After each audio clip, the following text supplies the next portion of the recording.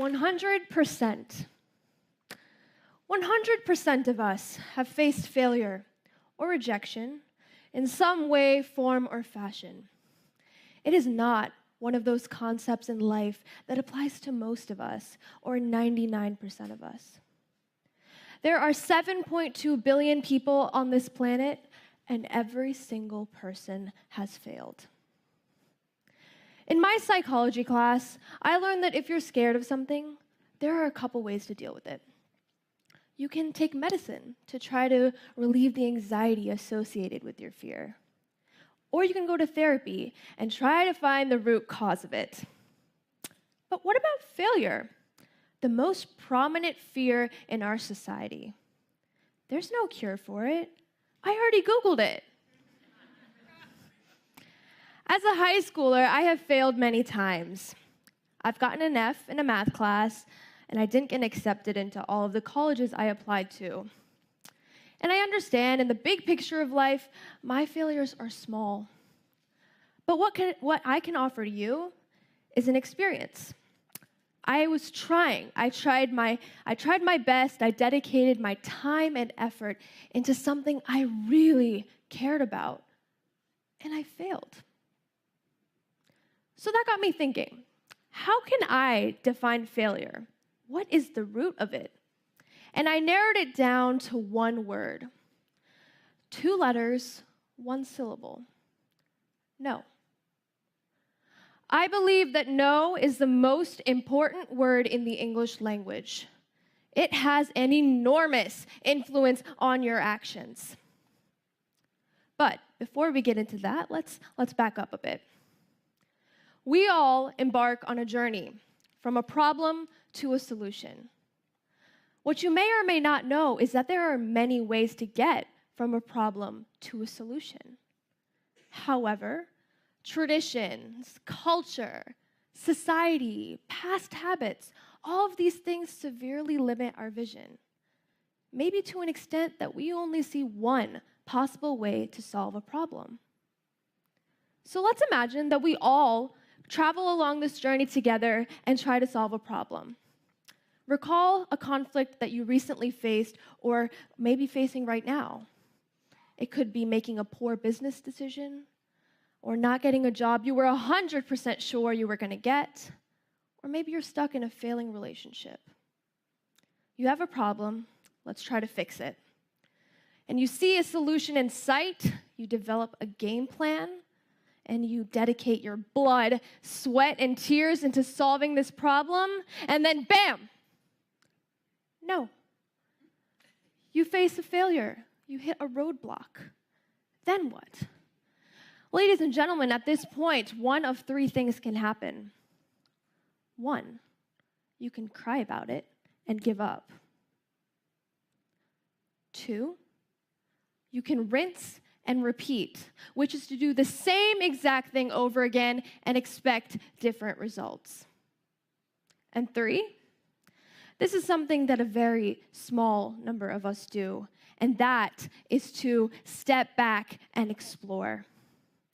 That is to travel outside of your comfort zone and try something new, to truly discover the undiscovered. I determined these 3 steps because I have done them all myself.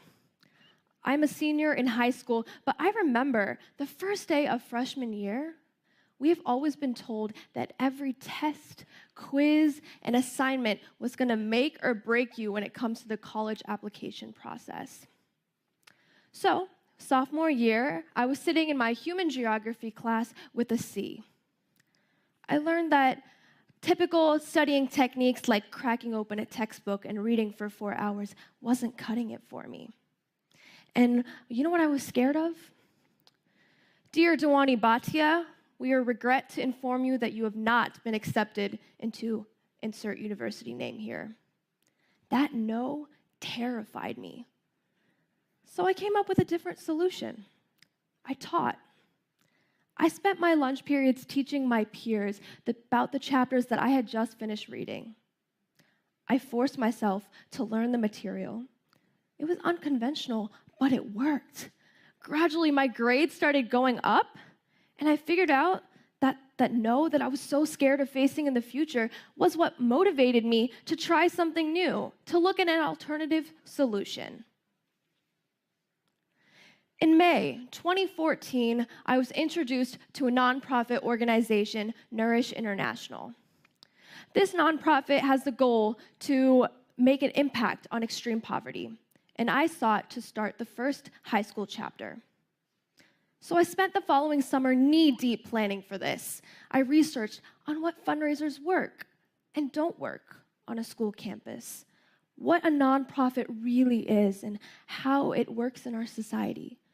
I even talked to other chapter leaders to see what they were doing.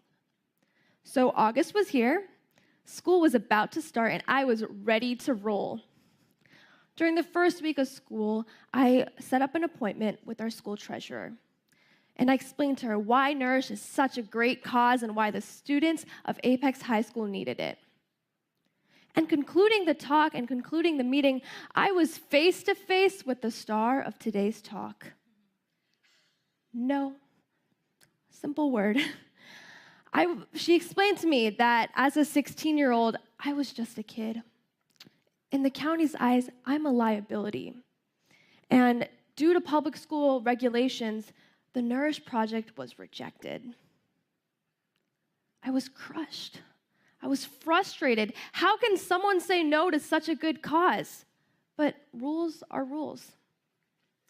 My mom can tell you that I rarely ever cry, but that day I bawled like a baby. The tears had come and gone, and I was ready to dedicate my time into something new at school.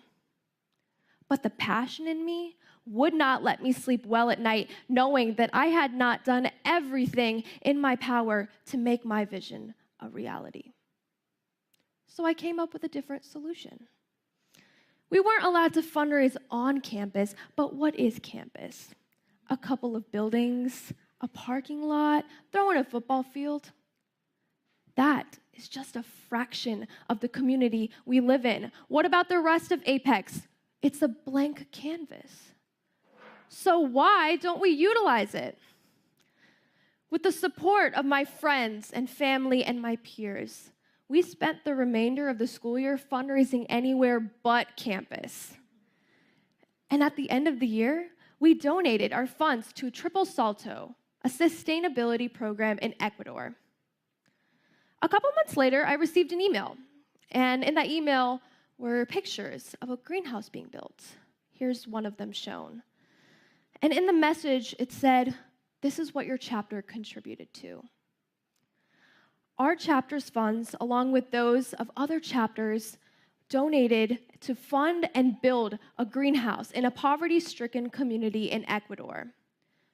This greenhouse provided jobs for women and children, and it promotes sustainable agricultural practices. Now, for a 16-year-old and her team to see the direct impact that was a result of the hard work that we had done earlier that year, that was priceless. It was this event that made me truly realize the power of no. That no is not such a scary thing, but really, it's just a push. It's a push to try something new, to discover an alternative solution, to apply creative thinking. Now, many of you may be wondering, I'm a CEO of a company, I am an expert in my field, I'm a corporate leader. Why in the world should I be listening to an 18-year-old? And you're right. I do not have expertise advice to offer, and I am just now beginning my life experiences. But I have the idea that a simple change in perspective can make a world of difference.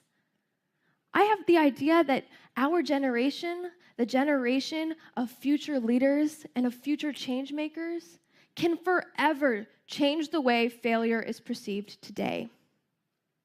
The chairs you're sitting on, the doorknob that you use to come in here, the phones that we are all so addicted to, are all results of failure.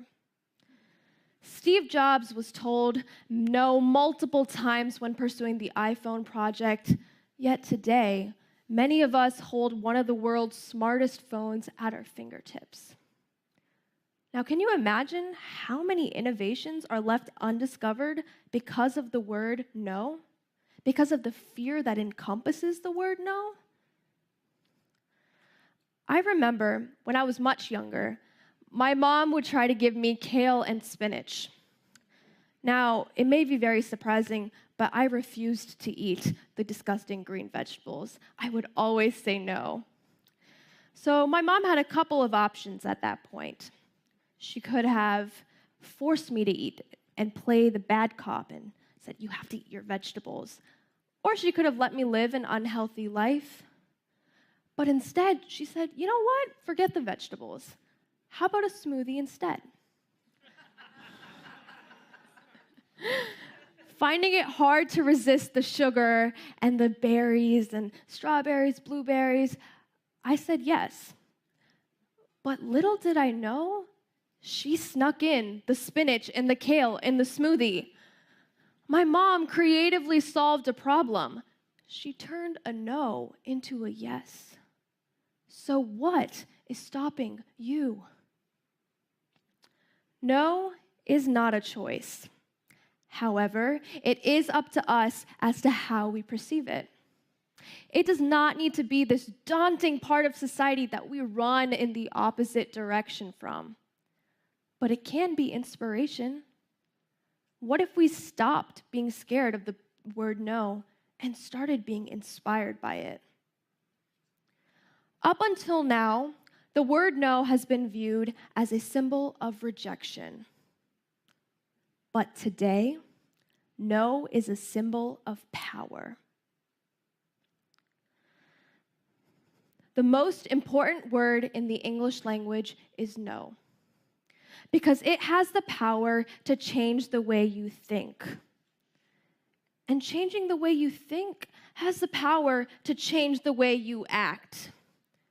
And changing the way you act has the power to change the world today. I redefine the word no as a new opportunity. So the next time someone says no to you, how are you going to use it to redefine your world today? Thank you.